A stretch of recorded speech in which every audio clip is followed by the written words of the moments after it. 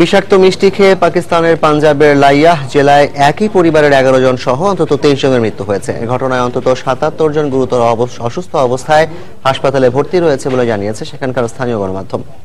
পাঞ্জাব পুলিশের বরাতে জানানো হয়, ছেলের জন্মদিন উপলক্ষে সাজ্জাদ হোসেন নামের এক ব্যক্তি বাড়ির পাশের মিষ্টির দোকান থেকে প্রায় 4 কেজি লাড্ডু এনে পরিবারের সবাই মিলে এবং প্রতিবেশী মিলে খাওয়ার পর 5 জনের মৃত্যু হয়। পরে গুরুতর অসুস্থ অবস্থায় বেশ কয়েকজনকে মুলতানের হাসপাতালে ভর্তি করা হয়। এদিকে যে দোকান থেকে মিষ্টি কেনা হয়েছিল তার মালিক এবং কারিগরকে গ্রেফতার করেছে পুলিশ। বিষক্রিয়ার কারণে অনুসন্ধান করে তারা জানিয়েছে, মিষ্টির দোকানের পাশে কীটনাশকের গুদাম থাকায় সেখান থেকে বিষক্রিয়া ছড়িয়ে পড়তে পারে বলে তাদের ধারণা। এদিকে ঘটনাটি 19 এপ্রিলের হলেও সোমবার তা গণমাধ্যমে প্রকাশ পায়।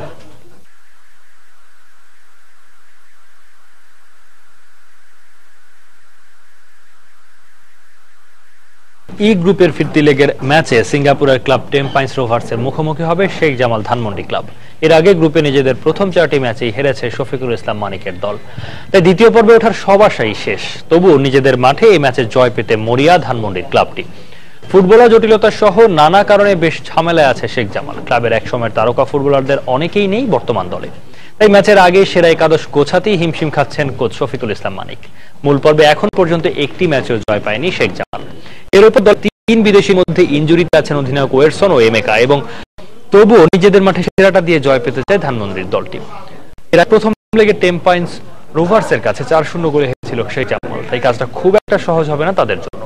প্রতিপক্ষ টেম্পাইন্স সিঙ্গাপুরের ঘরোয়া লিগের 7 বারের চ্যাম্পিয়ন দল। আয়ারল্যান্ড কানাডা থেকে আসা বেশ কজন ভালো মানের বিদেশি ফুটবলার রয়েছেন। ফিটনেস ও স্কিলের থেকেও শেখ জামালের চেয়ে বেশি এগিয়ে আছে টেম্পাইন্সের ফুটবলাররা। এই গ্রুপে 7 পয়েন্ট নিয়ে দ্বিতীয় স্থানে আছে সুনরাম মূর্তির শিষ্যরা। পরের রাউন্ডে যেতে তাই এই ম্যাচে শেখ জামালকে হারাতে চাইবে টেম্পাইন্স রোভার্স।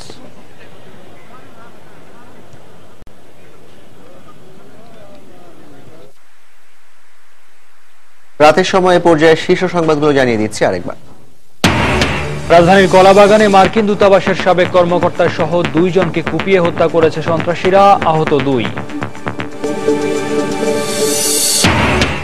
পেশাদার খুনিরাই পরিকল্পিতভাবে কারারক্ষী রুস্তমকে হত্যা করেছে। প্রাথমিক ধারণা পুলিশের, এটাকেও বিচ্ছিন্ন ঘটনা বললেন স্বরাষ্ট্রমন্ত্রী। বিচারকদের অভিশংসনের ক্ষমতা ফিরে পাচ্ছে সংসদ। আইনের খসড়া মন্ত্রিসভায় নীতিগত অনুমোদন। আত্মপক্ষ সমর্থনের সুযোগ পাবেন বিচারপতিরা, বললেন আইনমন্ত্রী। অধ্যাপক রেজাউল করিম হত্যার প্রতিবাদে দ্বিতীয় দিনের মতো ক্লাস বর্জন, মৌন মিছিল। তনুসহ সারা দেশে গুম খুন ধর্ষণের প্রতিবাদে আধা বেলা হরতাল। এবং সরাসরি ধান কেনার সিদ্ধান্তে খুশি কৃষকরা। মধ্যস্বত্বভোগীদের দৌরাত্ম্য সহ্য করা হবে না, হুঁশিয়ারি খাদ্যমন্ত্রীর। টাকা যাবে কৃষকের অ্যাকাউন্টে। এই ছিল রাতের সময়। যে কোনো খবর পেতে ভিজিট করুন সময়নিউজ.tv। সঙ্গে থাকুন সময়।